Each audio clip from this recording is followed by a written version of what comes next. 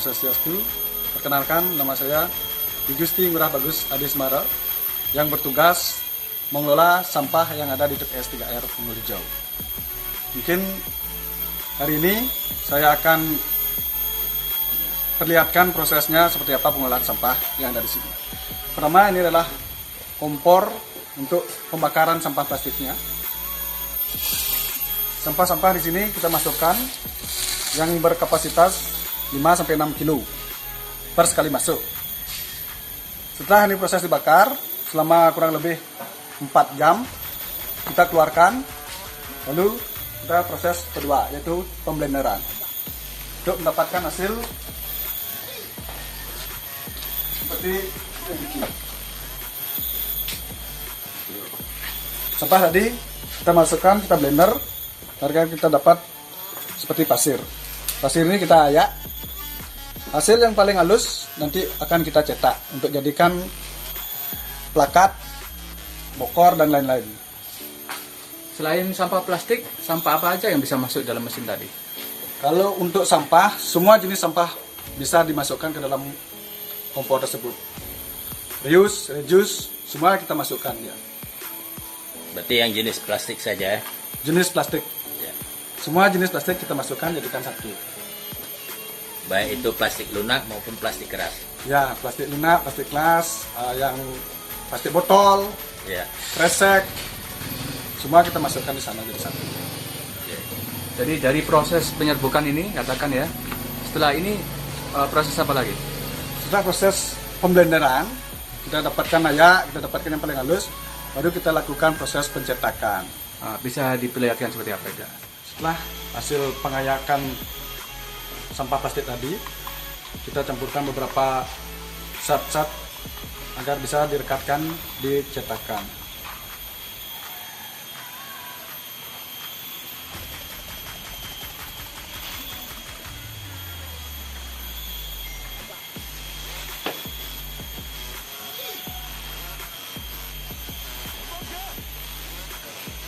Setelah proses penuangan, kita tunggu 5-10 menit, hasilnya sudah bisa dikeluarkan. Adapun beberapa hasil karya yang sudah kami proses dan sudah kami jual ke beberapa daerah seperti plakat, souvenir-souvenir,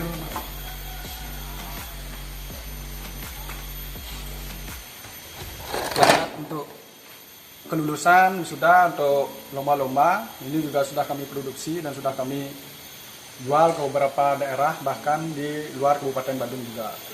Ada beberapa yang sudah kita jual ke daerah Lombok juga.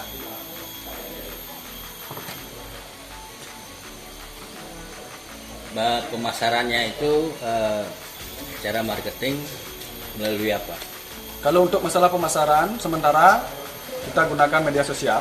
Medsos ya? Medsos, Instagram, marketplace yang di Facebook, Ya, kita pakai marketplace, dan lewat WA, chat-chat sendiri-sendiri gitu Pak. Untuk hasil pemasaran, beberapa sih puas dengan hasil karya yang kita buatkan di sini, karena beda dari yang lain. Ya. Karena ini khusus dari plastik. Dari plastik. Dan itu adalah daur ulang. Iya, dan kami jamin pasti tahan lama. Ya. Karena plastik itu Karena kan plastik tidak bisa dimusnahkan. Iya sih. Ya, ada beberapa souvenir seperti Bapak Soekarno, presiden pertama kita, Bapak Presiden Jokowi, dan kita juga sekarang berfokus pada pembuatan bokor untuk upacara seperti ibu-ibu, kondangan, pembuspan, Ya. Kemudian kemben, dan kita juga memproduksi beberapa hasil karya yang sudah diminta dari salah satu gereja yang ada di Denpasar, yaitu Bunda Maria, dan beberapa sekolah juga sudah melakukan kerjasama sama kita untuk plakat wisuda.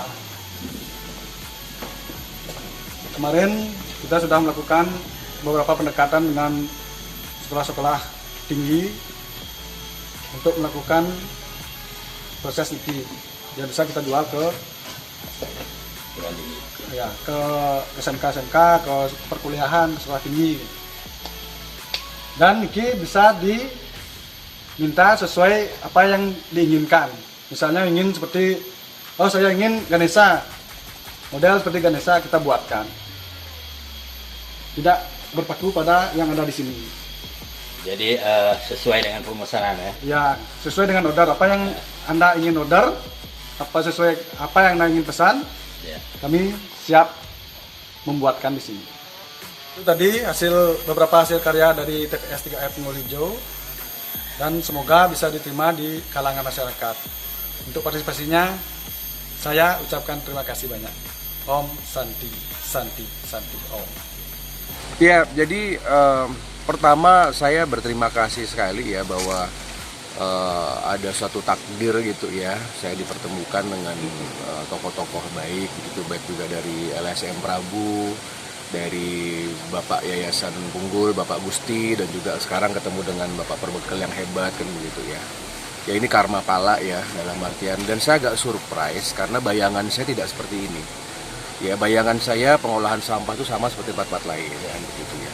Tetapi setelah saya melihat langsung tadi bagaimana pemilahan sampah, kemudian pengelolaan, dan juga ya di diskusi-diskusi ternyata juga desa ini juga dikenal sebagai desa digital, juga desa yang pertama kali menjadi inisiator untuk masalah SDGs dan lain sebagainya. Saya kok surprise ya, hebat begitu ya.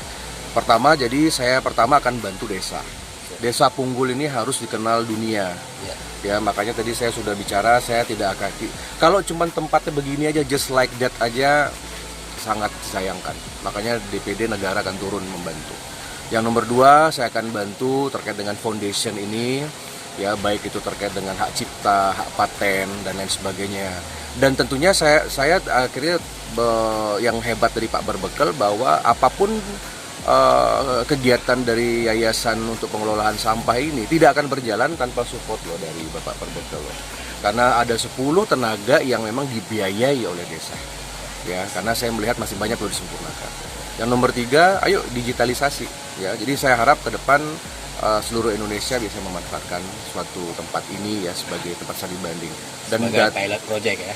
Pilot project dan menginspirasi ya. Jadi mudah-mudahan lah, saya udah desain semua. Saya akan eksekusi di tahun ini, ya akan saya bantu seperti itu, ya.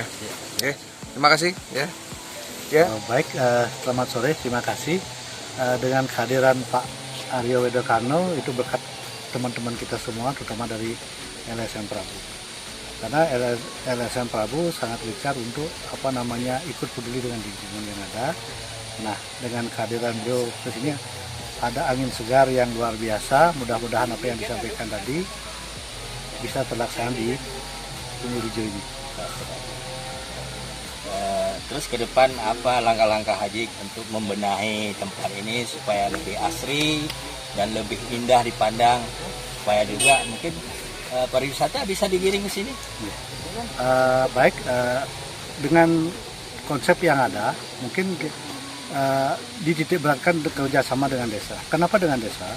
Karena ujung tombak kita adalah kepala desa dan tim yang lain. Dengan prakasa kepala desa, dengan demikian apapun yang akan kita bangun akan mudah dibandingkan kita berjalan sendiri. Dengan kebersamaan dan didukung kan, atau disokong oleh kepala desa itu lebih cepat ya. Dibandingkan kita sendiri dan kayaknya tidak tepat lah. Dengan adanya inovasi yang luar biasa, kita tinggal dengan kerjasama yang ada, kita tinggal melangkah yang lebih tepat. Cukup. Terima kasih. Pertama, kami merasa bersyukur sih.